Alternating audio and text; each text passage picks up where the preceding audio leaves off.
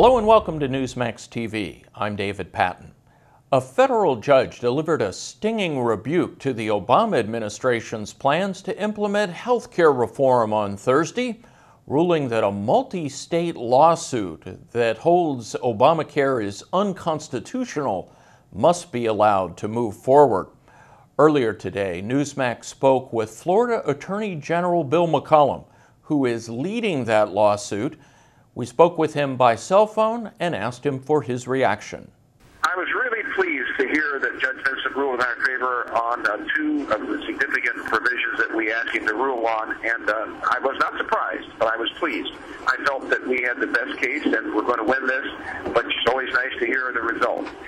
We now know that we're going to go forward to a motion on summary judgment that will be heard in December, both on the individual mandate's constitutionality and also on the provisions that require the states to conform to the federal government dictates on additional Medicaid payments that way overburden the states and we think coerce the states in ways that are beyond the powers under the 10th Amendment. So I was pleased with his upholding our right to sue on both of those major provisions. Of the six, would you agree that those two provisions are the most important?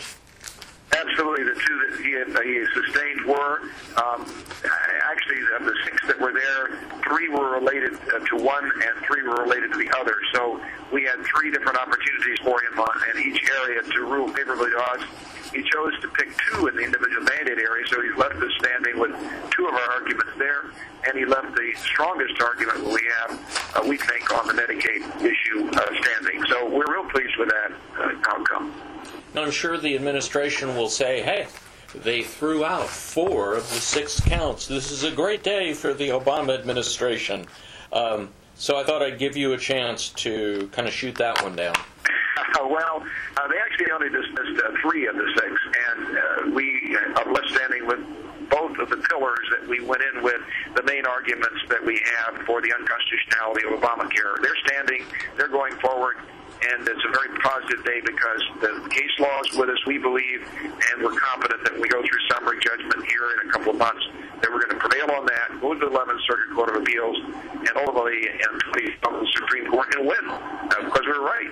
Now, sometimes when decisions are handed down like this, orders are handed down, terms are used like a stinging rebuke to characterize it. When I looked at this decision, he says on page 22, he says, at bottom the defendants are asking that I divine hidden and unstated intentions. And then, that when Congress said one thing, it really meant something else. And then on page 28, he says, Congress should not be permitted to secure and cast politically difficult votes or controversial legislation by deliberately calling something one thing, after which the defenders of that legislation take a, quote, Alice in Wonderland tack and argue in court that Congress really meant something else entirely. Later he says the power to harness an individual mandate is completely without precedent. And he goes on in that vein. How would you characterize the tenor of this order? I'd say the tenor is that we are dealing with a judge who is very favorably inclined to rule in our favor in the final decision he has to render in a couple of months. I think we've gone a long way to making the case as we knew we would have to do in arguing the motion to dismiss. So while we're here today on a technical basis, we're still standing. We still have to go argue the merits. I believe he's signaled to us that he's leaning heavily our way, and the Justice Department's going to have to really come up with something to persuade him otherwise. And one last question, that December 16th date, will the actual substance of the case be heard at that point, or just the motions for summary judgment? Well, the substance of the case will be included in the motions for summary judgment, unless there's a need for an evidentiary proceeding where you bring in real witnesses and have to try. Then the judge will rule his final order on the constitutional questions that day, and the case will be ready to go on to the 11th Circuit Court of Appeals and the Supreme Court.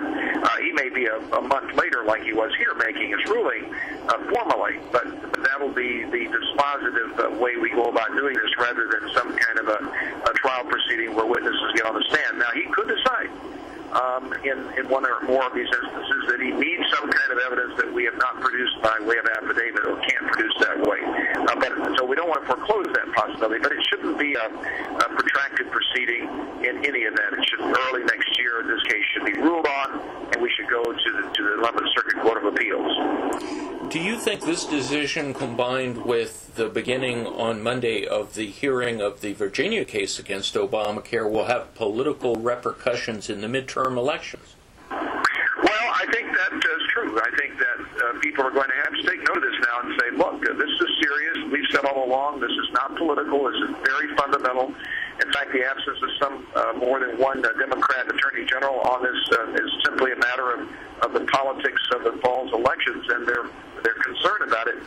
Deep down, most of the attorneys generals know that on the state sovereignty questions and things that we're raising, there are fundamental issues involved in this that all attorneys general every day are concerned about, and that is the federal government's reach and power and what the states are left with. And we, I think, are making that case, and will make that case all the way through. And this is not just political. Will it have some ramifications on the elections? I think so, because I think it shows that we have a meritorious case. This is not frivolous. This is not political. It's a really serious legal matter that will go to the United States Supreme Court and be a very, very important decision when it's ready. Florida Attorney Bill McCollum, thank you for joining us on Newsmax.